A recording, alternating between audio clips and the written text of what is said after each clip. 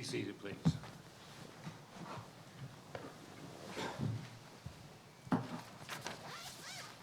Court calls Primexx Energy Opportunity Fund versus Primexx Energy Corporation. Who's present for appellant? Brian Caforio again, Your Honor. Mr. Caforio, and for appellees? Caston Mitchell, Your Honor. David Cole. You all be splitting time among yourselves, so Yes, sir. keep an eye on the clock, because I don't handle that. You may proceed. Thank you, Mr. Chief Justice, and may it please the court, I'm going to reserve 5 minutes for rebuttal. We're here today because the trial court made two fundamental errors in misconstruing a partnership agreement and granting a pre-discovery summary judgment that violates clearly established Texas law, rewrites the partnership agreement to render numerous provisions wholly superfluous, and interferes with sophisticated parties' freedom to contract.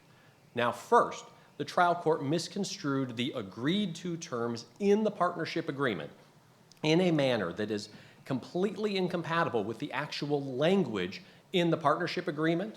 And second, the court wrongly found as a matter of law the defendants acted in good faith and dealt fairly with their partners as required by the partnership agreement, even though it was a pre-discovery motion for summary judgment where defendants introduced absolutely no evidence to prove that they satisfied that standard.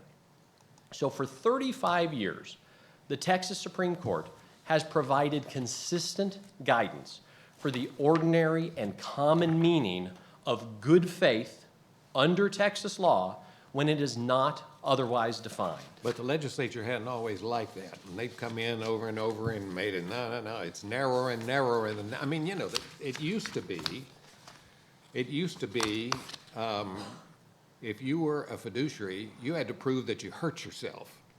And the legislature just had enough of that. And so, I mean, what's unclear about,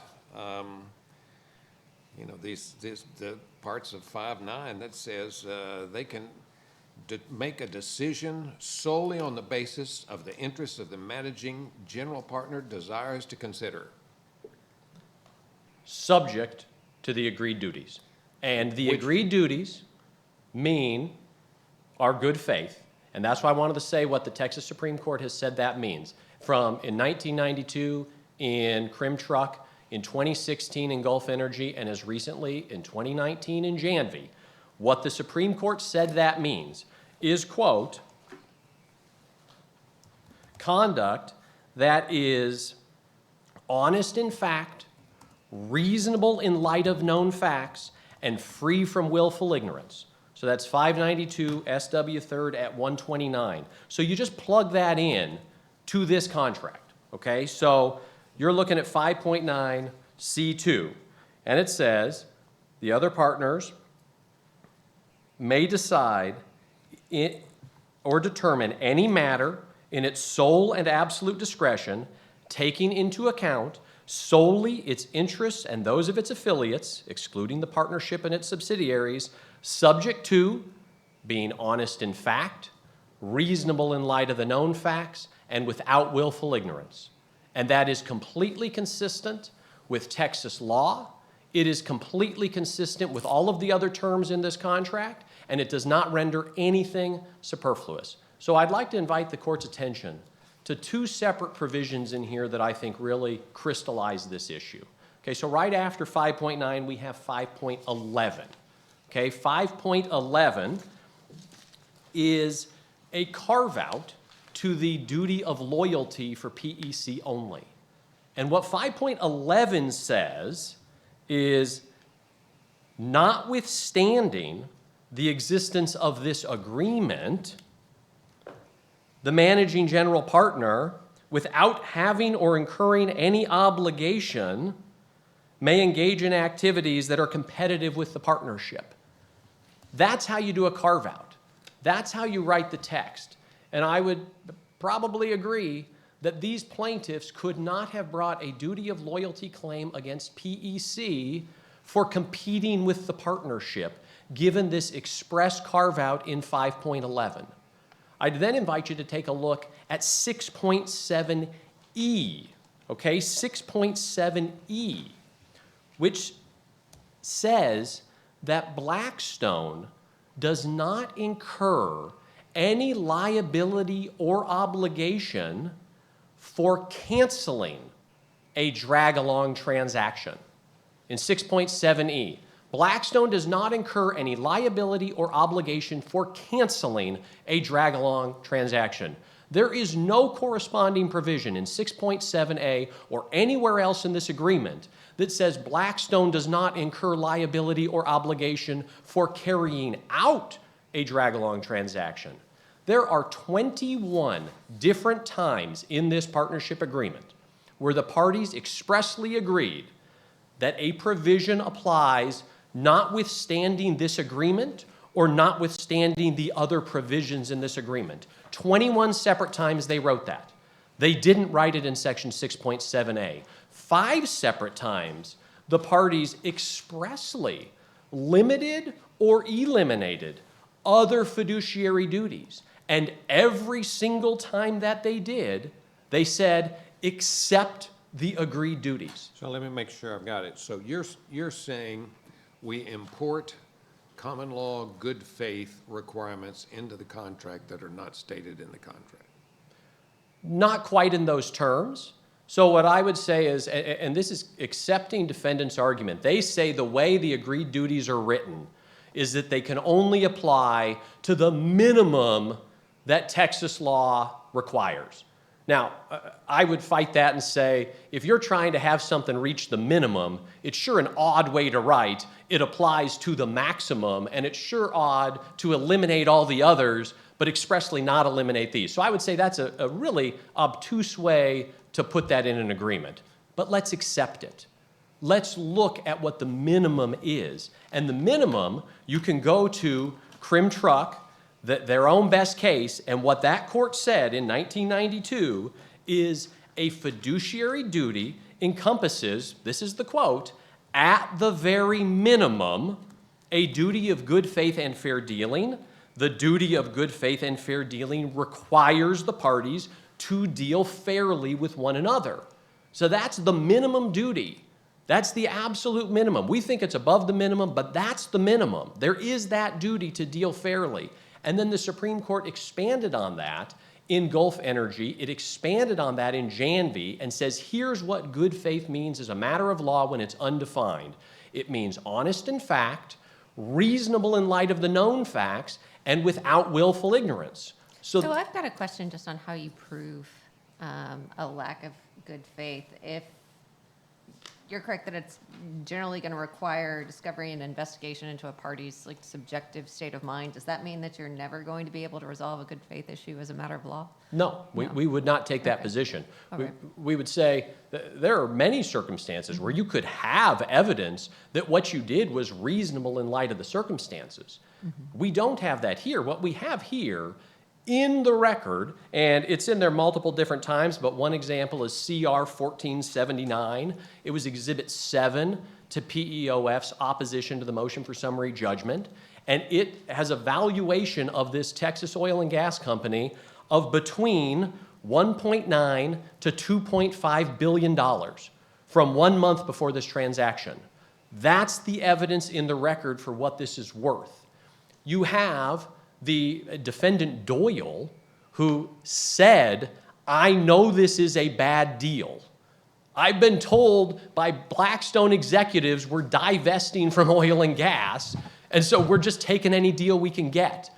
In that circumstance, yeah, they can't win on summary judgment. So, and a trier of... So let's say Blackstone was wanting to, not have any fossil fuels dirtying their skirts. And so that's the interest of the general partner, not to have any fossil fuels and getting heat from everybody from that. And that may be bad for your clients and for the other investors. But why is that not the basis, exactly what this says, that they can decide solely on the basis of their own interests? Because it's not, quote, reasonable in light of known facts. If they know the company is worth $2.5 billion and they sell it for $788 million because that's where their spot in the waterfall ran out, that's not reasonable in light of known But facts. it doesn't say we're going to maximize profits for anybody. It says just the opposite of that. It says solely on the basis of their own interests. It's not limited to what kind of interest. But it is limited by the agreed duties, and the agreed duties are So there's not a list of agreed duties in here anywhere. Yes, there are. Where is the paragraph that addresses agreed duties? Agreed duties is 5.9, and it says 5.9A, and it says each partner and the managing general partner shall, to the fullest extent required by Texas law, owe to the partnerships and its partners the duties of good faith and fair dealing. And they never limit that. They never reduce that. And when they say you can act subject to your interest, it says subject to this agreed duty that they negotiated to include, and that 5 separate times they agreed not to limit. And so we look at what does that mean in practice? It means you have to deal fairly. And so there's no price floor. We're not saying it had to be X price or Y price. And if there were 10 valuations, Justice Ferris, that were, $750 to $800 million, and they could point to that, they'd maybe be able to come in and say, this is reasonable as a matter of law. The known facts are that it's worth $750 to $800 million. We sold it for $788. Have a good day. Sorry you got poured out. And we'd have a tough case. But that's not the case. The case is the only evidence in the record is that this company was worth $1.9 to $2.5 billion. They knew that it was worth $1.9 to $2.5 billion, and they still sold it for $788 million over a weekend when the head of the company said, I know this is a bad deal, but they wanted to divest from fossil fuels to try to get a big investment from sovereign wealth funds who didn't want to be associated with fossil fuels. That is not reasonable in light of known facts. Now, they can certainly come into a trier of fact, and they can try to make that argument. They have great lawyers, and they can stand up and argue why, in the face of that undisputed valuation, this actually was reasonable in light of known facts. Maybe there were no other offers. Maybe there was some big problem with the company that it was going under, and they needed to go out as quickly as they could. They'll have the opportunity to make that argument. They can still win this case. But what they didn't do on summary judgment before there was any discovery, and in the face of this unrebutted evidence in the record about the known valuation of the company, about the known admission that it was a bad deal, they did not already establish as a matter of law that their conduct in that fire sale was reasonable in light of known facts. That is what they did not establish as a matter of law. And so everybody agrees. At the business court, he agreed in the motion for reconsideration, oh yes, they had to deal fairly. Oh yes, they had to perform this correctly. As long as there's any standard at all, when they don't introduce evidence that they met that standard, however low that bar is, they didn't put in any evidence, they couldn't succeed on their motion. And so here, they try to misconstrue the record in their appellate brief saying, oh no, discovery was actually almost completed. It wasn't. So this is a drag-along right in 6-7. Am I correct that there's nothing that's not conditioned on agreed duties? The agreed duties are not mentioned in 6.7a. So there's 21 times where they put something. But what is mentioned is that you all have to agree if they decide they're going to sell. Correct. It's a negative As long as they've right. waited 2 years, as long as it's arm's length, et cetera. Yeah, 6.7a is a negative right. It imposes an obligation on the other limited partners to agree to a drag-along transaction. And so the only actual right under 6.7a, if you read the text, is theoretically to bring a breach of contract against a limited partner who didn't vote for it, which the only way you could succeed on a breach of contract claim would be to establish that you complied with your obligations in the contract, including the agreed duties of acting in good faith. And so 21 different times in this agreement, when they made something, they didn't want it to be subject to the agreed duties or something else, they say, notwithstanding the agreement, notwithstanding the provisions. That's noticeably absent from 6.7a. And we would subject that when you don't limit it there, 5.9 applies to the contract as a whole. It is an agreed duty to deal fairly, to act in good faith, that is applicable throughout the entire contract unless there's some specific carve-out. And there is no specific carve-out here, and in fact, to the contrary, they do not limit it at any point. I'll Thank you, reserve the rest Mr. for rebuttal. Caforio. Ms. Mitchell?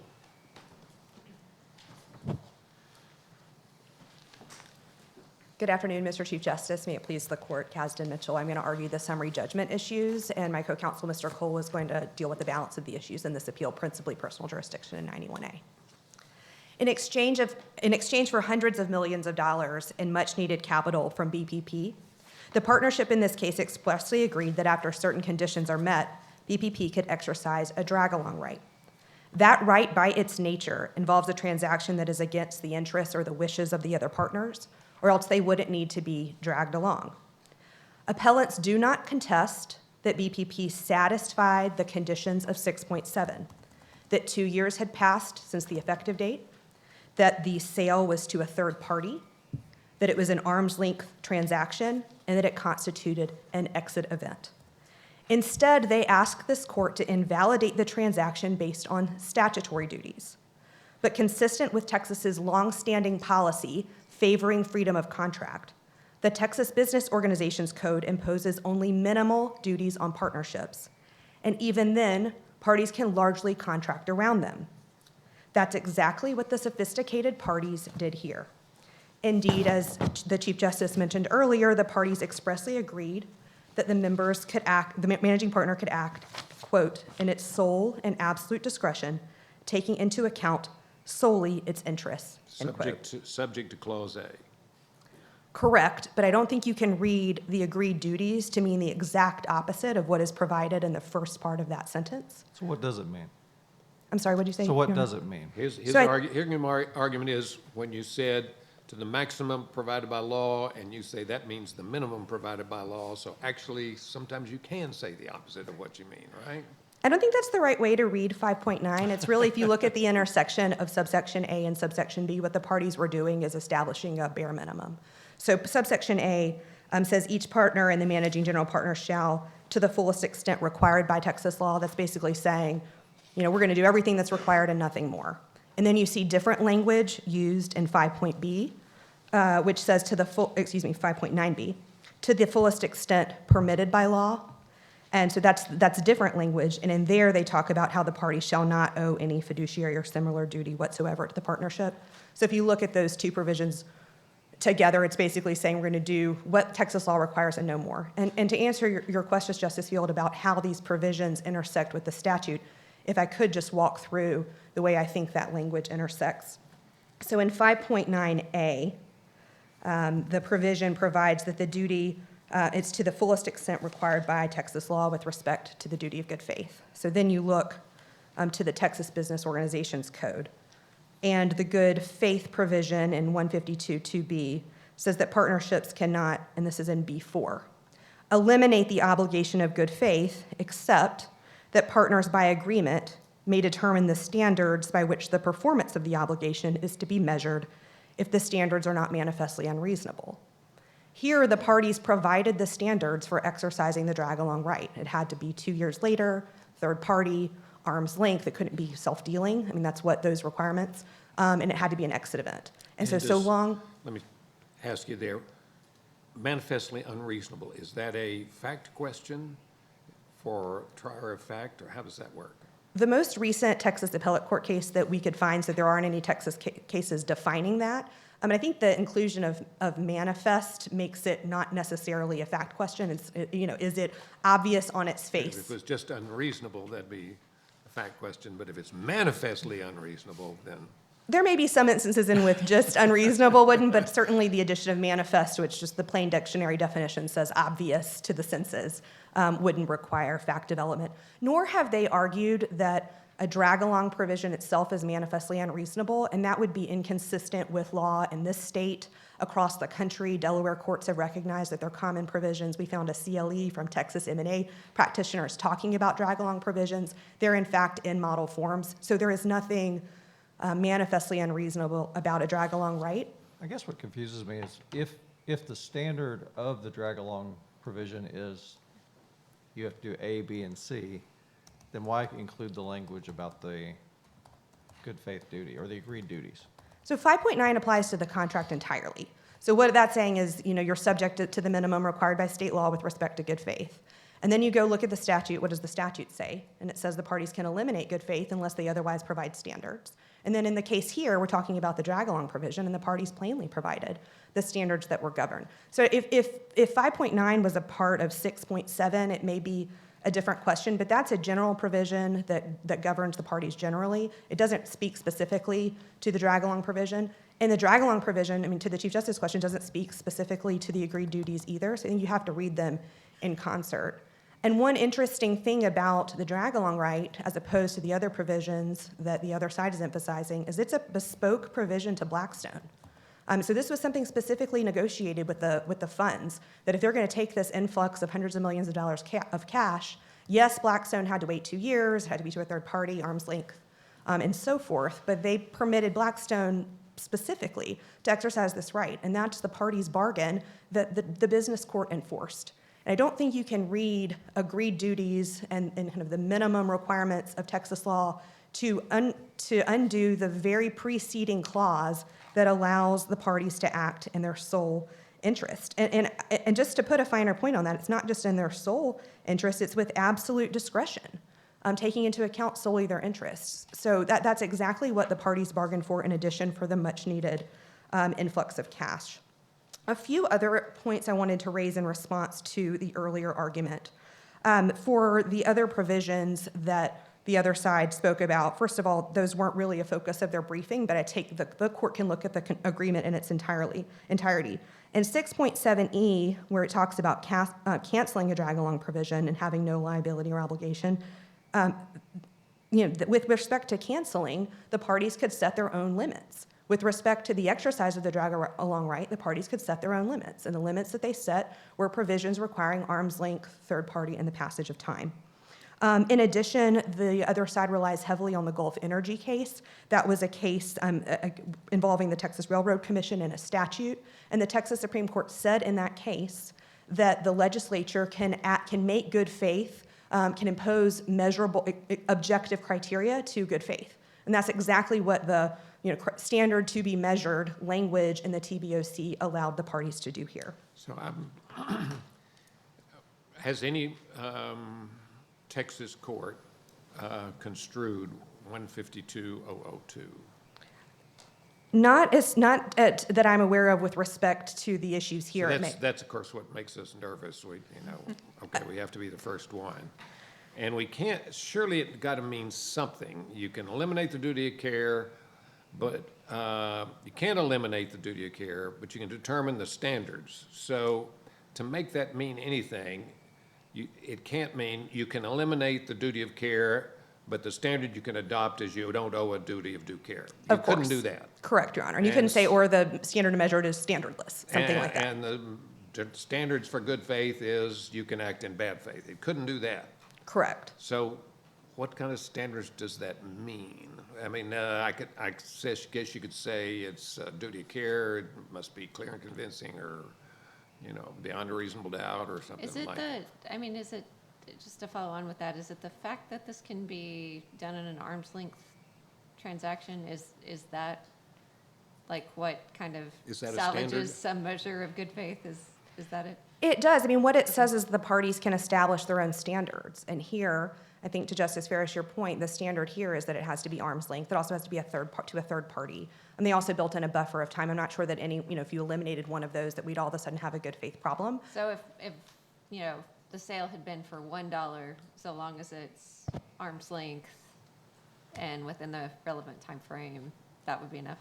It's hard to imagine a third-party arm's length transaction that would result in that, but if that's what the market found that it was worth, and that's what the parties agreed, then yes, I do think that Well, would you'd satisfy be- that. The third party would be a fool not to take, take it all for $1. So isn't that close to, I mean, that's what they say happened here. You know, they found a third party who was willing to take a bird nest on the ground. And so that can't be the standard because it's effectively the same thing as saying there's no standard. Well, it's far from the facts here, where the transaction was $788 million. But That's true. That's not a bird nest. I take the hypothetical, and in this case, when you have a provision that allows one partner to exercise their sole and absolute discretion, I think you run the risk that there may be some transaction that doesn't satisfy some reasonable term requirement. And you know, over and over, the other side talks about how, well, if it was, you know, 750 to 800, we'd have a question. I mean, at the end of the day, what they're seeking to write into this provision is a reasonable price requirement that they didn't put. Well, And their main argument is because a month before you said it was a bad deal, or 2 days before you said it was a bad deal, whatever it was. there are some allegations that, you know, we would dispute with respect to that, but they're not material to the issue here because there isn't, I mean, the issues that they're seeking discovery with, and then I think that comment would go to, is only if the court concludes that the requirements of being honest in fact, reasonable in light of the circumstances, without willful ignorance actually apply.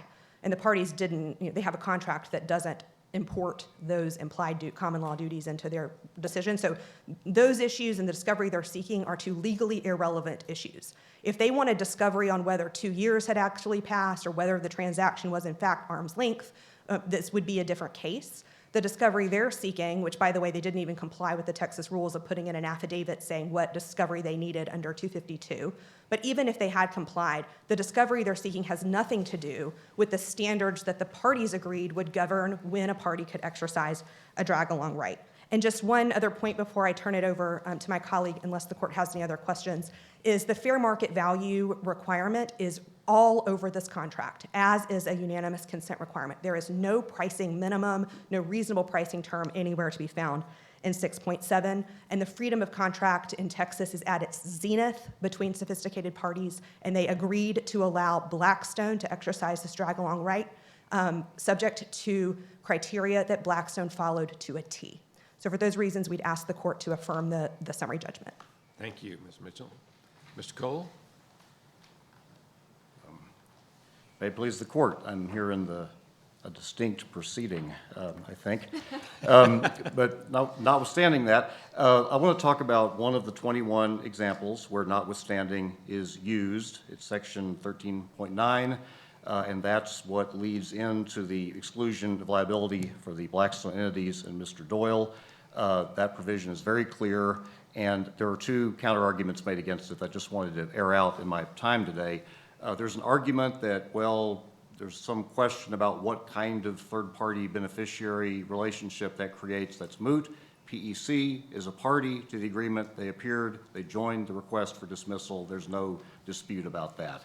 And so that's, I think, an interesting sideline that the court need not address.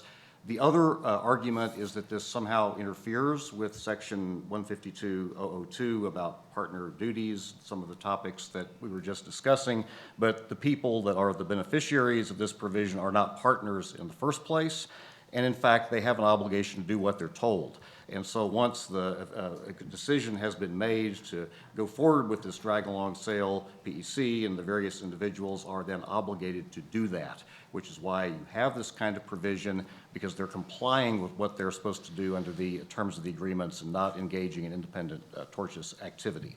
So the section 13.9 was correctly applied as to those entities and Mr. Doyle, and the counter-arguments, I think, are not well taken. A note on control, alter ego, jurisdiction, and then I'll surrender my time. But the claim has been made in the argument in the previous discussion and just now about sort of that they took the money and it went down and it went back up. There's a lot of moving around of money.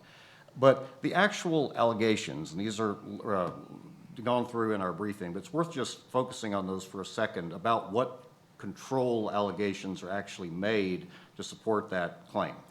For one thing, there's a lot of group pleading here that's a no-no in this setting, but just let's move on from that.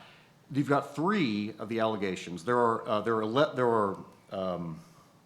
me count up the right number here. There are, I think, just about 10 allegations that relate to control. 3 of them describe truisms, that BPP was the majority shareholder, that it appointed certain directors, and that it exercised drag-along rights. So what? That's what the contract says. That doesn't create control issues, alter ego issues, or anything unusual or untoward. There are 2 other claims using different language than what we heard today, but the same sort of flourish on the previous allegations, that Blackstone was a matrix in its operations, and that there is complete control as opposed to just control, kind of like the manifestly unreasonable thing. But those are legal conclusions. Those are not arguments about fact that would give rise to claims. And then there are, again, a number of, so what, non-material allegations about the use of Blackstone.com email addresses, using the same mailing address with the SEC, and some interplay of people, trusted employees and trusted positions in these different entities, none of which is untoward, all of which is common practice.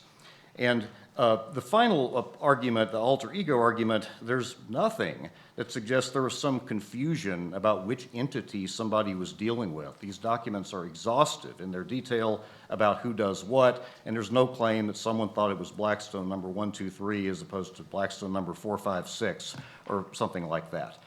The balance of the issues that were addressed by the business court correctly address personal jurisdiction that was discussed before. And again, the 2 problems there are a number of problems, but the problems are the operative facts problem, the proof of agency problem, and for Mr. Acconcia, the fiduciary shield problem, because they're all derivative claims, which takes us full circle to what the exclusion of liability clause is clearly intended to address, which is to get these individuals out of the firing line on these claims in the first place. With that, I'll yield my time. Thank you, Mr. Cole. Mr. Caforio.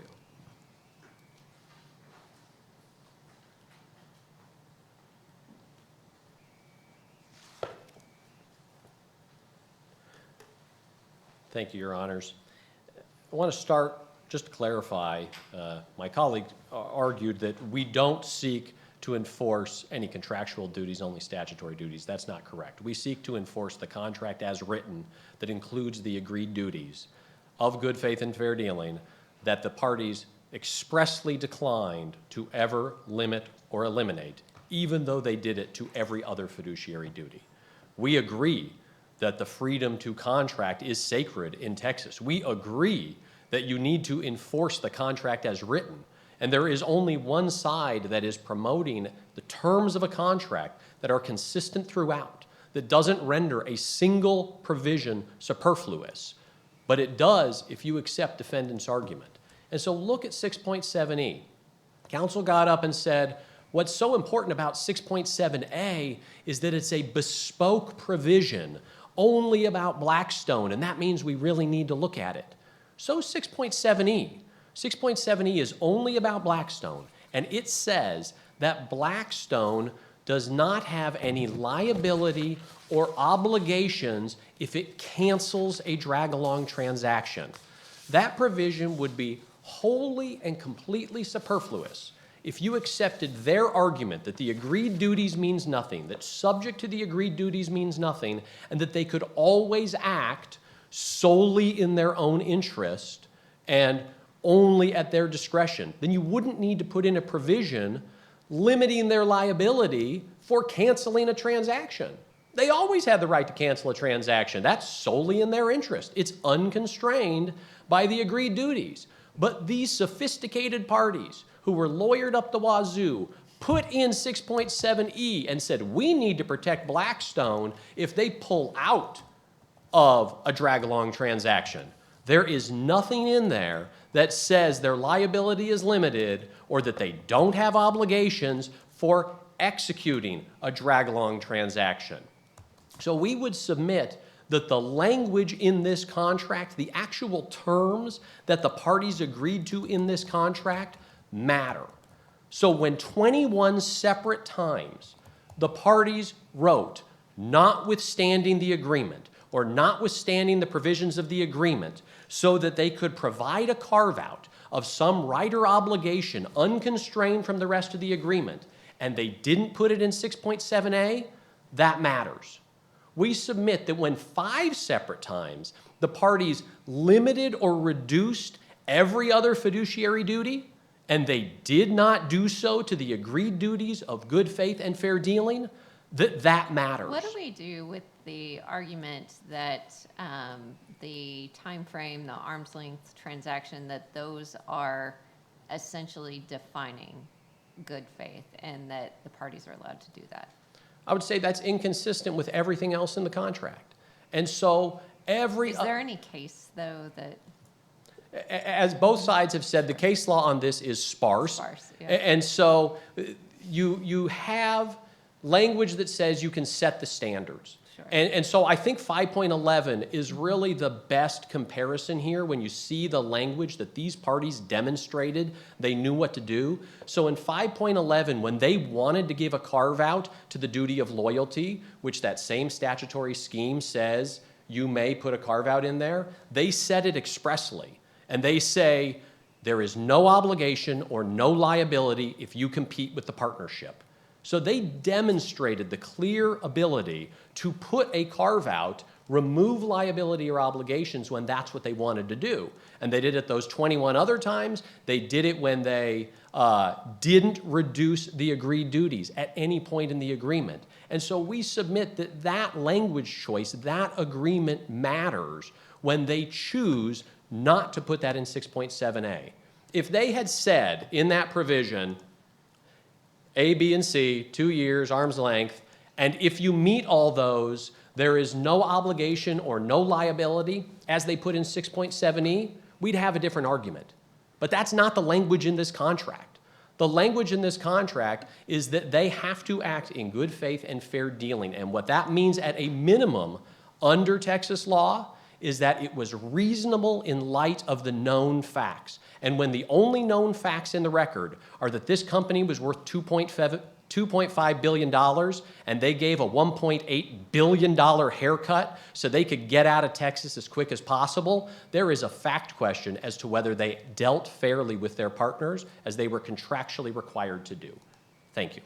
Thank you. Case will be submitted and counsel will be discharged, and we'll take a brief break before we have our last argument. All rise.